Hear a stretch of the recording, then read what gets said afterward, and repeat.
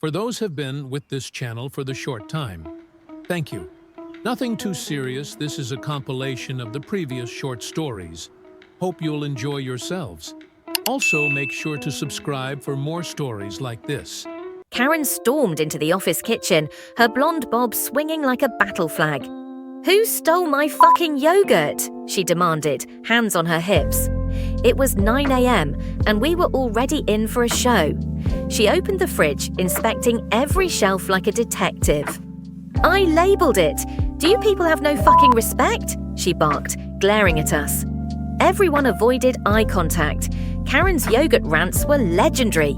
The twist came when Sarah from accounting quietly walked in. She held a yogurt in her hand. "Karen, you left it in the break room yesterday," she said, placing it on the counter. Karen didn't miss a beat. "I knew it. This is why we need better security," she declared, walking off victorious.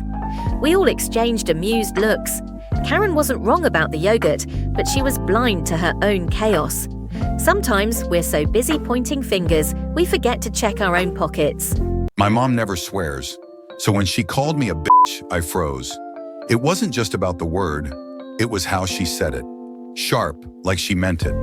We were arguing about my older brother Danny. She said I was being mean again. I told her he deserved it. Danny's the golden boy. Perfect grades, perfect job, perfect everything. But growing up, he teased me for being the awkward one. He'd laugh when I cried, calling me sensitive. I couldn't forget that. So now whenever he visits, I throw jabs about his fancy car or his dumb haircut. Mom snapped this time. "Stop being a bitter little bitch," she said. "You're the one stuck in the past, not him." That stung. Later, I watched Danny playing with my dog, laughing like a kid. He didn't look like someone holding grudges. Maybe it was just me. Sometimes bitterness poisons the well you drink from. Maybe it's time to let go. It was a warm Christmas evening, filled with laughter and the glow of twinkling lights. The family gathered around the tree for the gift exchange.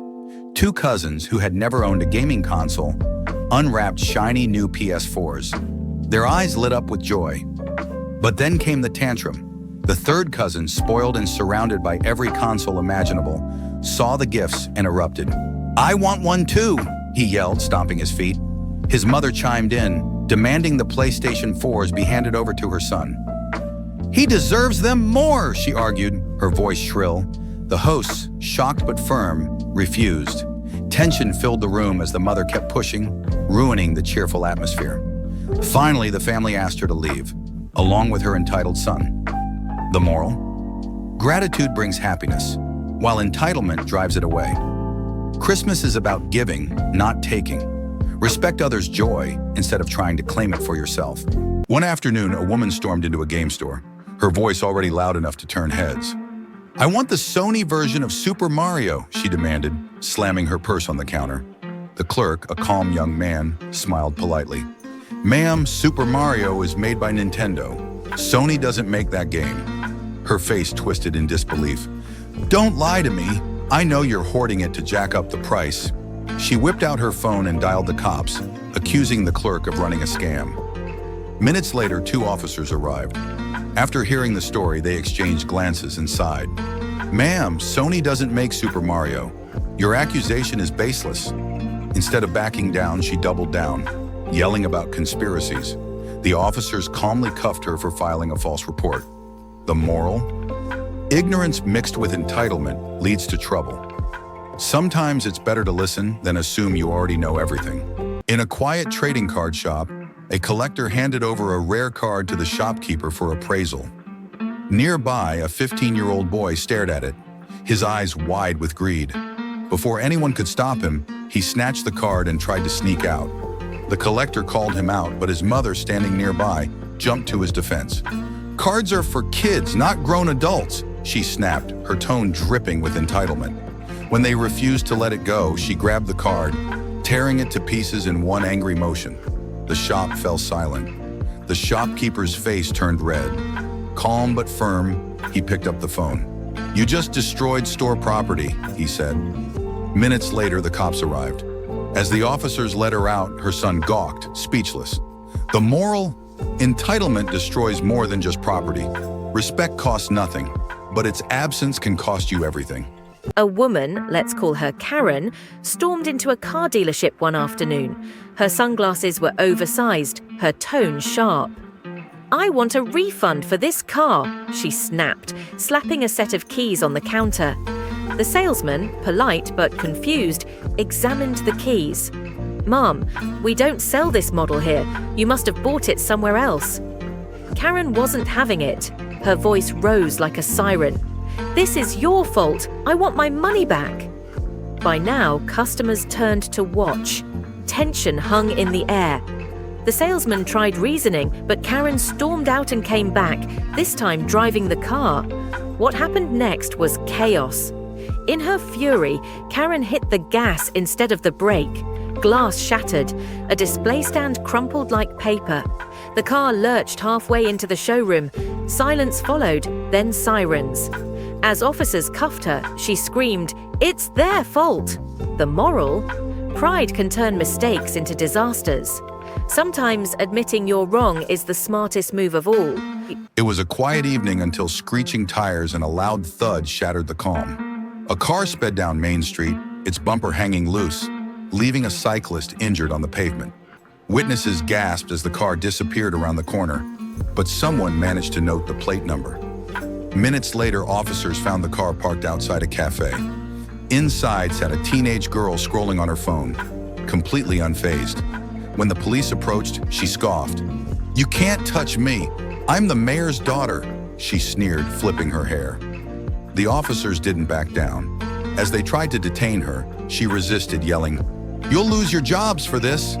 A crowd gathered, whispering in disbelief. The mayor arrived soon after, his face stern. Everyone expected him to defend her. Instead, he turned to the officers and said firmly, "Do your job. Arrest her." His daughter's jaw dropped, but he didn't waver. The crowd watched in stunned silence as she was taken away. The lesson? No one is above the law, not even the privileged. True leadership means holding everyone accountable. The hallway buzzed with laughter and chatter as students shuffled between classes. In the middle of it all stood Ryan, the most entitled kid in school. He always wore the newest sneakers and boasted about his expensive gadgets. Today, his focus was on Liam, a quiet boy with secondhand clothes and thick glasses. Ryan sneered, holding Liam's notebook high above his head. "Come on, can't reach it? Guess you're too weak for this school." The crowd chuckled nervously, but Liam stayed silent, his cheeks flushed. This wasn't new. Ryan had been targeting Liam for weeks, mocking his clothes, breaking his pencils, and once even dumping his lunch. Teachers had scolded Ryan, but nothing changed. Then one day, Ryan went too far.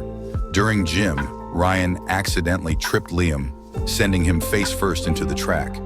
Blood dripped from Liam's nose as he stood up, tears in his eyes. The other kids froze. A teacher rushed over, furious. Witnesses spoke up and the truth came out. Ryan was expelled the next day. As he left carrying his backpack, the halls were silent. No cheers, no farewells, just a quiet void where his arrogance used to echo. The moral? Power gained through cruelty crumbles quickly. True strength comes from kindness, not dominance. The air was filled with cheers and the whistle of excitement at the annual school sports day. Parents lined the track, phones poised, ready to capture their kids' shining moments. Among them was a woman with a determined glare, her child, a boy with a nervous smile, standing at the starting line of the 100-meter race. She was a Karen in every sense of the word. The race began. Kids sprinted down the track, legs pumping, faces glowing with effort. But halfway through, chaos erupted. 2 children tripped, almost in sync, and another veered off course. Confusion spread through the crowd. The Karen cheered louder than anyone as her son crossed the finish line first. Then, murmurs started. Did she just... A group of parents huddled, showing videos of the woman placing small rocks along the track before the race. The evidence was clear. When confronted, she blustered, accusing everyone of jealousy. Officials stepped in, and she was escorted out, red-faced and sputtering, as the crowd applauded justice. Her son, embarrassed but free from blame, quietly apologized. The lesson lingered. Cheating might bring a moment's gain, but integrity wins every race. The arena buzzed with excitement. Players sat at sleek computers, fingers dancing across keyboards. The final round of the esports tournament was about to start. Among the crowd stood a woman with a sharp haircut and an intense glare. Her son, a boy of about 12, clutched a controller nervously. As the match began, the woman marched up to the pro player at the center stage. "This is ridiculous," she snapped. "You're, what, 25? Video games are for kids. My son deserves that prize money, not some grown man playing a children's game." The player mid-match didn't look away from his screen. He responded calmly, "It's a competition. Everyone plays by the same rules." Her voice rose, drawing attention. "You're taking opportunities from kids. Just lose already," the crowd murmured. The player stayed focused. His skills shone through, and he won easily. Security escorted the woman out as she shouted, "It's unfair!" Later, her son approached the player, tears in his eyes. "You're amazing," he whispered. The lesson? True passion and hard work transcend age. It started with a loud voice at the customer service desk. A man in his 40s, tall, stocky, wearing a wrinkled polo, was arguing with a store clerk. He waved a blender in the air like a trophy. "I want a refund," he barked. The clerk stayed calm. "Sir, this isn't one of our products. You didn't buy it here." She pointed to the logo on the blender, which didn't match the store's name. He wasn't having it. "You're calling me a liar?" His voice grew louder, drawing the attention of nearby shoppers. His face turned red as he leaned over the counter. "I demand to speak to your manager." When the manager arrived, things got worse. The man shoved the blender across the counter, nearly hitting the clerk. Security stepped in, but he wasn't done. He grabbed a display sign and swung it, narrowly missing an employee. That's when the police arrived. In handcuffs, he shouted, "I'm the victim here." As shoppers stared in disbelief, the morale, entitlement often backfires. Respect and honesty go further than rage. It started like any ordinary day at the supermarket. The aisles buzzed with carts rolling, the air filled with the hum of chatter and the occasional beep of a scanner. I was in line, patiently waiting when it happened. A woman, sharp haircut, sunglasses perched unnecessarily on her head, stormed past me, zeroing in on the man ahead. "You're taking all the milk," she barked. Her voice cut through the air like a knife. The man, startled, turned to face her. He was older, his hands trembling slightly as he held 2 cartons. "It's just 2, he said, voice calm but cautious. "People like you," she snapped, "hoarding everything, ruining it for the rest of us." She glanced around as if expecting applause for her boldness, but no one cheered. A woman behind me leaned closer and muttered, "It's not even a sale." The man stood his ground. "I'm buying for my neighbor. She's elderly and can't shop herself." His words hung in the air like a pin bursting a balloon. Karen's face flushed. She fumbled for a retort but found none. She slinked back to her cart, her power evaporating in the face of quiet dignity. The line moved on, but the lesson lingered. Kindness speaks louder than rage. It was a typical morning at the bank, crowded with impatient customers. Suddenly, a woman barged in, pushing past the line. "I'm in a hurry," she snapped, walking straight up to the teller. People exchanged uneasy glances. The woman didn't care. She stood there, demanding immediate service. The teller remained calm and firm. "Please go back to the line." The woman's face turned red, her confidence crumbling. She glanced around, realizing everyone was watching. Her power, built on arrogance, evaporated. The bank erupted into quiet laughter. Respect can't be demanded, it's earned. The charity's Christmas sale was bustling with families. Among them was a family of a father, mother, and 2 kids. The children's eyes sparkled when they spotted a stuffed reindeer perched on a table. "We want it," they begged, tugging at their father's arm. The father smiled and leaned toward the organizer. "Is it for sale?" he asked. "Oh, no," the organizer replied gently. "It's just for display." Before he could ask where to buy one, the mother, her tone sharp, cut in. "It's Christmas. Just give it to them. They deserve it." The organizer hesitated, then firmed up. "Sorry, Mum, it's not for giving away." The mother's voice rose, drowning out carols. "This is a charity, isn't it?" she sneered. But the organizer stood tall. "We're here to spread joy, not entitlement." Turning to security, she said, "Escort her out." The family left without the mother, kids clutching candy canes handed out earlier. Christmas isn't about getting, it's about gratitude. Sometimes the best gift is learning that lesson.